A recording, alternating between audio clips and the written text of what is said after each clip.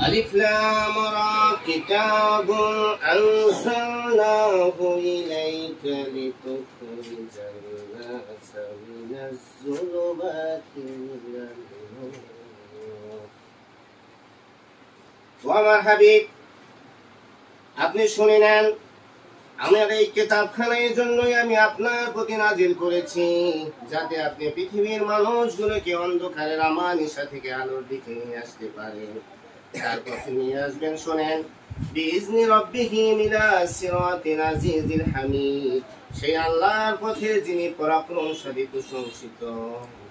তাহলে আল্লাহ যে কোরআন নাজিল করছে এটা আল্লাহর পথ, কার পথ?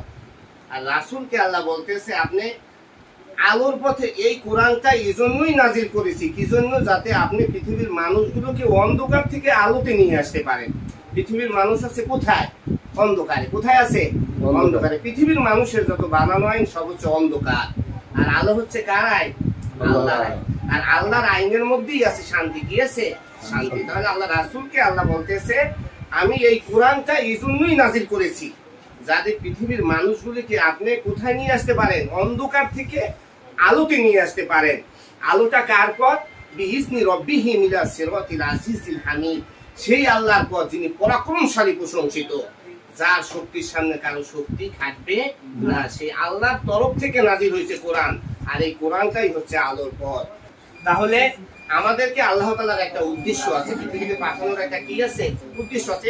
আলোচনাগুলো আমরা বারবার শুনি বিভিন্ন ইমামদের কাছ থেকে, মসজিদে জুমায়, যে মা খালাকতাল জিন্না ওয়াল ইনসা ইল্লা লিয়াবুদুন, আমি পৃথিবীতে মানুষ আর জিন সৃষ্টি করেছি শুধুমাত্র আমার ইবাদতের জন্য। কিসের জন্য? ইবাদতের জন্য। কিসের জন্য? ইবাদতের জন্য। তাহলে অন্য প্রশ্ন হতে পারে না তাহলে আরো যারা আছে অন্যান্য জীব আছে এরা করে কি? হ্যাঁ, আল্লাহ বলছে কোরআনে। আল্লাহ রাব্বুল আলামিন বলেন সাব্বাহা লিল্লাহি মা ফিস সামাওয়াতি ওয়া মা ফিল আরদি ওয়া হুয়াল আজিজুল হাকীম।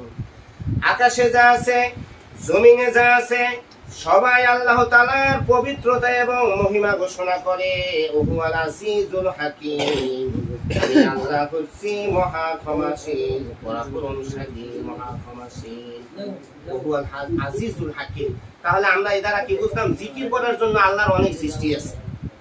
জিকির করার জন্য আল্লাহর অনেক কি আছে? সৃষ্টি আছে। তারা ইচ্ছায় অনিচ্ছায় সবাই জিকির করে। সাব্বাহা ইউসাব্বিহু লিল্লাহি মা ফিস সামাওয়াতি ওয়া মা ফিল আরদ, আসমান এবং জমিনে যা আছে সবাই আল্লাহর জিকির করে। কেউ জিকির থেকে বিরাম নাই, একমাত্র শুধু মানুষ আর